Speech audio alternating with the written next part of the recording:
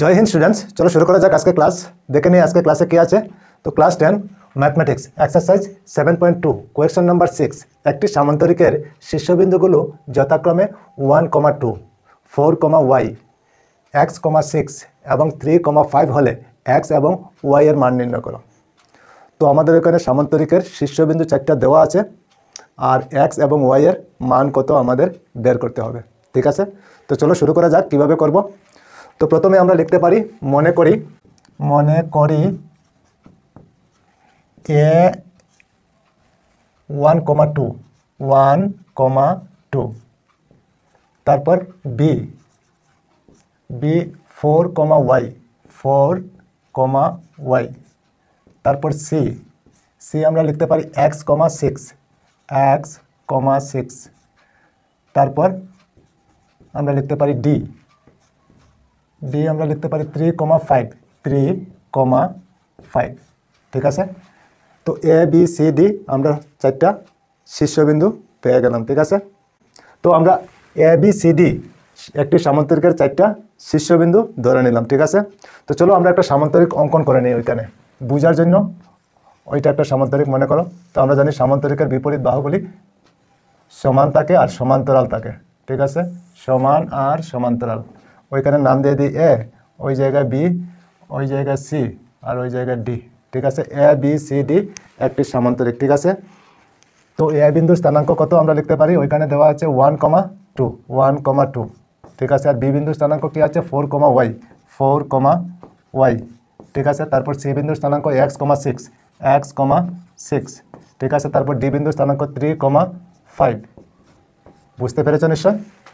ঠিক আছে, এখন দেখো আমরা এ আর সি সংযোগ করতে পারি, এ সি। ঠিক আছে, এ সি সংযোগ করে নিলাম। তারপর বি আর ডি সংযোগ করতে পারি, বি ডি সংযোগ করে নিলাম। ঠিক আছে, বুঝতে পেরেছ নিশ্চয়? তো আমরা জানি যে সামান্তরিকের কর্ণ, দুইটা কর্ণ।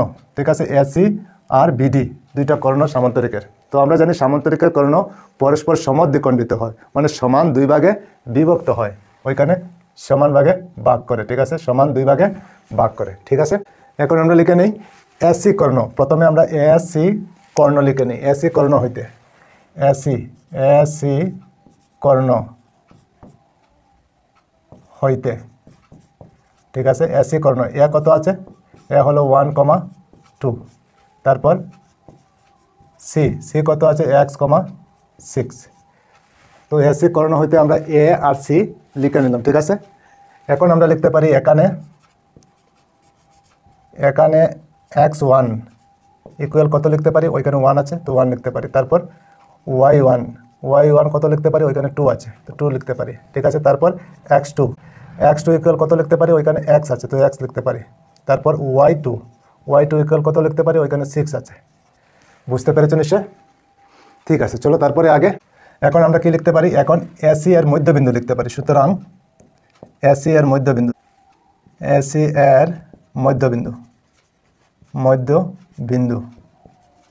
ঠিক আছে। মধ্যবিন্দুর ফর্মুলা আমরা কি জানি, আমরা জানি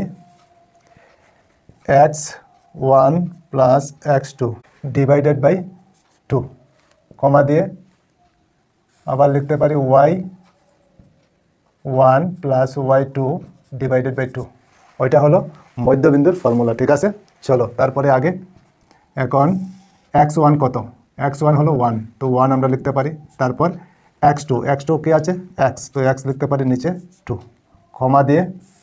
এখন y1 কত আছে 2 আছে তো 2 লিখতে পারি। তারপর প্লাস y2 কত 6 লিখে নিলাম আর নিচে 2। ঠিক, বুঝতে পেরেছো নিশ্চয়? আচ্ছা, ওইটাই এসি এর মধ্যবিন্দু আমরা পেয়ে গেলাম। ঠিক আছে, তো আবার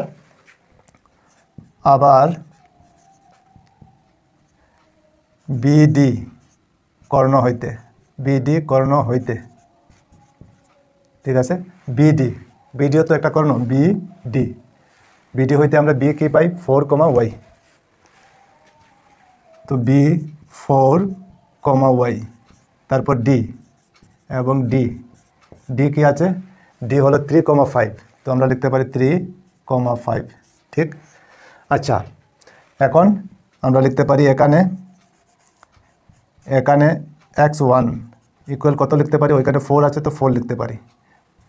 তারপর y1 কত লিখতে পারি, ওইখানে দেখো y আছে তো y লিখতে পারি, বুঝতে পেরেছো নিশ্চয়। আচ্ছা, তারপরে x2 ইকুয়াল আমরা কি লিখতে পারি, ওইখানে 3 আছে তো 3 লিখতে পারি। তারপর y2 কত লিখতে পারি, ওইখানে দেখো 5 আছে তো 5 লিখতে পারি। এতটুকু বুঝতে পেরেছো নিশ্চয় তোমরা। ঠিক আছে, চলো তারপরে আগে। এখন আমরা লিখতে পারি বিডি এর মধ্যবিন্দু। সুতরাং বিডি এর মধ্যবিন্দু, ঠিক আছে, ইকুয়াল আমরা কি জানি ফর্মুলা, আমরা ফর্মুলা জানি x1 plus x2 divided by 2, কমা দিয়ে y1 plus y2 divided by 2, ঠিক। আচ্ছা, চলো তারপরে আগে।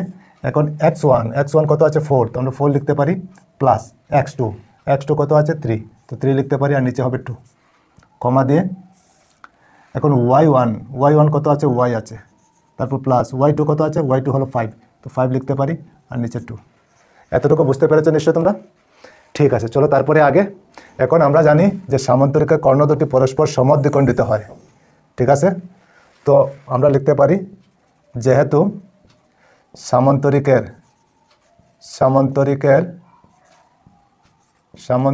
কর্ণ দুইটি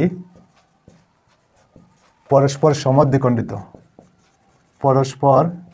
সমদ্বিখণ্ডিত মানে সমান দুই ভাগে ভাগ করে, সমদ্বিখণ্ডিত। তো সুতরাং আমরা লিখতে পারি এসি এর মধ্যবিন্দু ইকুয়াল বিডি এর মধ্যবিন্দু, ঠিক আছে। তো সামান্তরিকের কর্ণ দুটি পরস্পর সমদ্বিখণ্ডিত, এসি আর বিডি পরস্পর সমদ্বিখণ্ডিত মানে সমান দুই ভাগে ভাগ করেছে। যদি হয় তাহলে এসি এর মধ্যবিন্দু ওইখানে হবে, ইকুয়াল দিয়ে বিডি এর মধ্যবিন্দু ঠিক ওই জায়গায় হবে কি না? হ্যাঁ হবে। ঠিক আছে, চলো তারপরে আগে। এখন এসি এর মধ্যবিন্দু আমরা কি পেয়েছি, এসি এর মধ্যবিন্দু লিখতে পারি, চলো লিখে নিই। এসি এর মধ্যবিন্দু হলো 1 প্লাস এক্স ডিভাইডেড বাই 2, কমা দিয়ে 2 প্লাস 6 ডিভাইডেড বাই 2, ঠিক আছে, ইকুয়াল দিয়ে বিডি আমরা কি পেয়েছি 4 প্লাস 3 ডিভাইডেড বাই 2, কমা দিয়ে y প্লাস 5 ডিভাইডেড বাই 2, ঠিক আছে, মধ্যবিন্দু সমান, ঠিক আছে। আচ্ছা, এখন আমরা লিখতে পারি সুতরাং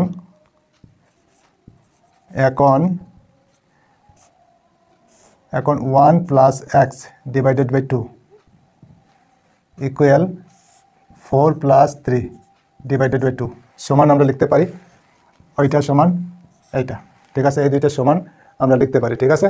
চলো এখন আগে এই 2 আর এই 2 আমরা ক্যান্সেল করতে পারি কি না? হ্যাঁ পারি। তো এখন বাকি থাকে 1 প্লাস এক্স ইকুয়াল 4 প্লাস 3, ঠিক। এখন 1 প্লাস এক্স ইকুয়াল এই দুইটা প্লাস করলে কত হবে, 3 আর 4 প্লাস করলে 7 হয়ে যাবে, ঠিক।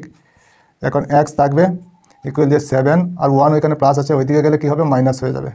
তো এক্স ইকুয়াল আমরা কত লিখতে পারি, 7 থেকে 1 মাইনাস করলে কত হবে 6, তো এক্স ইকুয়াল আমরা কত পেলাম 6, ঠিক।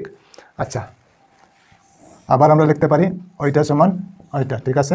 চলো এখন 2 plus 6 divided by 2 equal y plus 5 divided by 2, এইভাবে আমরা লিখতে পারি, ঠিক আছে। চলো তারপরে আগে।